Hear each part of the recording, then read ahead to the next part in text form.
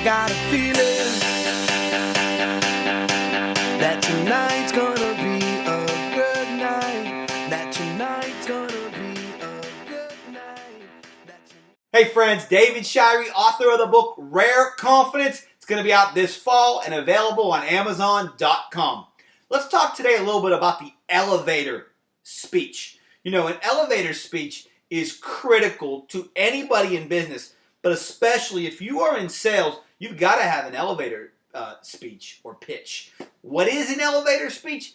Well, it was named that because let's say you got on an elevator on the first floor and you were going up to the fifth floor and you had 15 or 30 seconds with a guy on the elevator that can help you achieve all your dreams. Mr. Big, the Grand Poobah. You never thought you'd get a chance with this guy, and there he is. And if he asked you, what do you do? What are you going to say?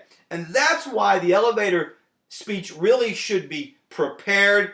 It should be rehearsed, and it should sound like it's coming right off the cuff, but it should be smooth. Now, the most important thing about the elevator speech is it can't be all about you. It's about the benefit to what you do.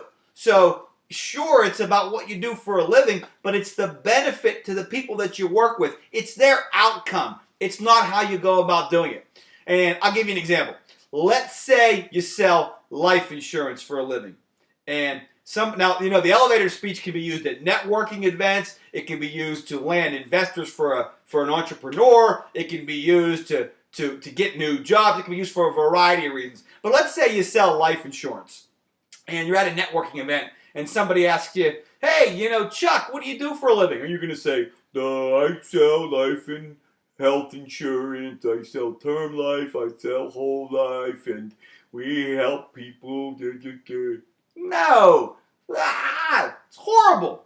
Instead, what you'd want to say is, I help families secure their future in the unlikely demise of a loved one. We make sure that all that wealth that they've built over all these years is there for generations to come. And if you say something like that, the response is going to be, well, how do you do that? See, the elevator speech doesn't give all the details. It gives the outcome of what happens when people work with you. So you got to practice it, rehearse it. There's a million sites to go to on the internet. There's many different ways to go about constructing your elevator speech, but I'm going to warn you, don't make it about you, make it about them. Until next time, David Shirey, thanks for stopping by. I got a feeling that tonight's gonna be a good night. That tonight's gonna